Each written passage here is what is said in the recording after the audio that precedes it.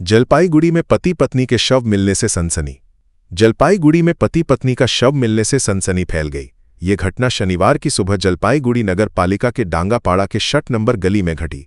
स्थानीय सूत्रों के अनुसार पति पत्नी में अक्सर झगड़ा होता था और स्थानीय महिलाओं के अनुसार पेशे से रेलवे कर्मचारी सन्नी को अपनी पत्नी पर शक था। शनिवार की सुबह नंदिनी का शव उसके पिता के घर में लहूलुहान अवस्था में मिला और उसके पति सन्नी राउत का शव उसी कमरे में लटका मिला।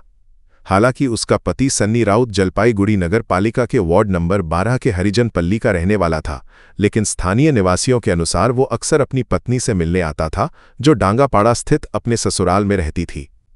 इस बीच सुबह जैसे ही इस तरह की दुखद घटना की खबर फैली, हरिजन पल्ली के बसिंदा और डांगापाड़ा के लोगों की भीड़ इलाके में जमा हो गई। स्थानीय लोगों ने आरोप लगाया कि पति पत्नी कभी कभी सबके सामने एक दूसरे की पिटाई भी करते थे।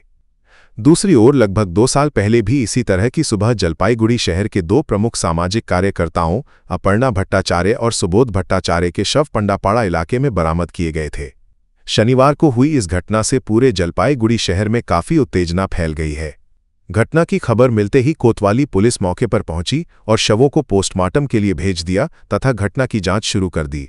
मालूम हो कि मृतक दंपति के 2 बच्चे हैं। घटना হলো আপনাদের পাশেই, কি বলবেন? আমরা আর কি বলবো, আমরা তো ছিলাম না। কালকে আমার বাড়িতে একটা উৎসব ছিল, আমরা আমাদের নিয়েই ব্যস্ত। বাড়ি ভর্তি লোক, মানে আমার ঘর ভর্তি লোক। আমি গৃহ প্রবেশ করি। কখন জানতে পারলেন? এই যে সকালবেলায় ওর মা এসে চিল্লাচিল্লি করলো, এইটুকু, আর কিছু। এর আগে কি কোনো ঝামেলা হতো আপনার? ওদের সেইটা তো ওদের মধ্যে আছেই, কিন্তু সেটার মধ্যে তো আমরা যাই না। পুলিশ আসছে এখন? এখন পুলিশ আসছে কিনা জানি না, ওই যে ও জানবে, আমি জানি না।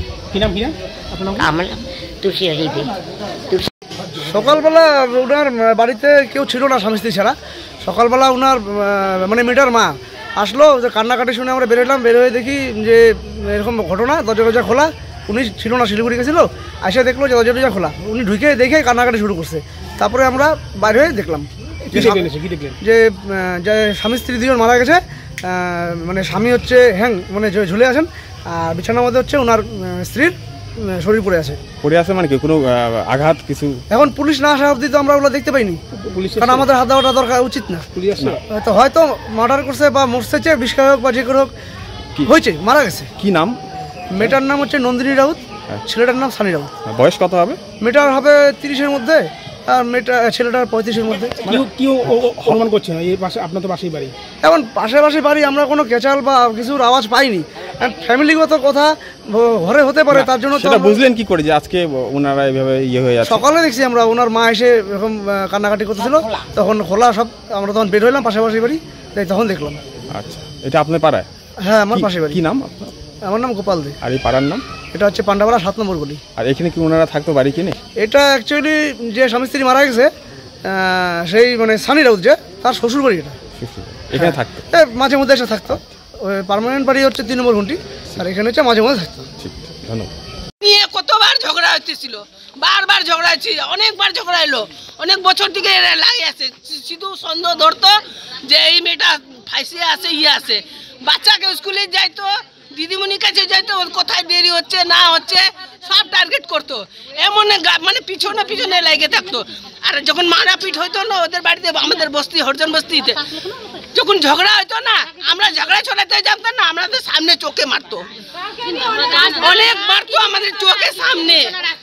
মেয়েটা তো একটু হাত দিত, মেয়েও মারতো, কিন্তু ওই ছেলেটা অনেক মারতো। বলতো কি আমি তোকে মাইরে, আমার মুখের উপরে বললো যে আমি তোকে মাইরে আমি নিজে মরবো, তোর বাবা মা কিছু করতে পারবে না। আখিরকে এই যে কাজটা কালকে করে দিল। আজকে কি পরিণাম হলো? কালকে কি পরিণাম জানি না। 2টা বাচ্চা আছে, বাচ্চাদেরকে সরাই দিচ্ছে, বাচ্চাদেরও মারতো। বাচ্চারা তো মানে বুকটা করতো। বাচ্চা 2টা কোথায় ছিল? 2টা বাচ্চা এখন ওর মাসির বাড়ি আছে, মেয়ের মাসির বাড়ি। কবে গিয়েছিল তারা? ওইটা কালকে গেছে বলে। আর আমরা তো আজকে শুনলাম, বুঝলেন? এ বলতো যে আমি তোকে মাইরে মরবো, তোর বাবা মা কিচ্ছু করতে পারবে না। কে বলতো এটা? এই ছেলেটা বলতো। আপনার কি হয় ছেলে?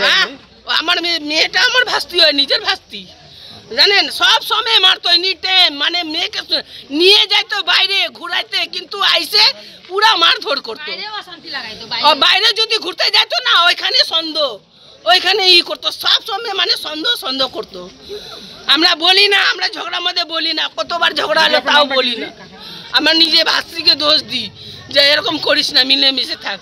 আজকে দেখেন বিছানা আমাদের কি করে আমার ভাস্ত্রী পড়ে আছে, ওকে মায়েরে ভাবলো কি যে আমাকে ফাঁসি হয়ে যাবে, ওই জন্য ফাঁসি লাগাই নিছে, বুঝলেন?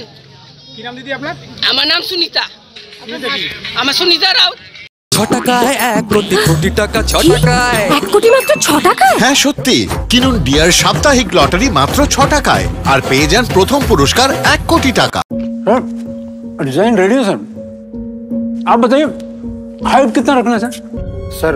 करोना मटेरियल फाइनल सर, याद करोगे जिंदगी में 28 मिनट तो नर्सों ले लेते हैं।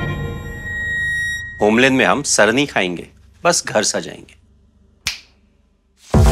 Hassle-free interiors from start to finish. 360-degree management, expert-led designs, delivery in 45 days. Homelane, interiors made easy. Homelane, Siliguri. Selection Furniture, opposite Vega Mall, next to Zudio. Call 7699736111.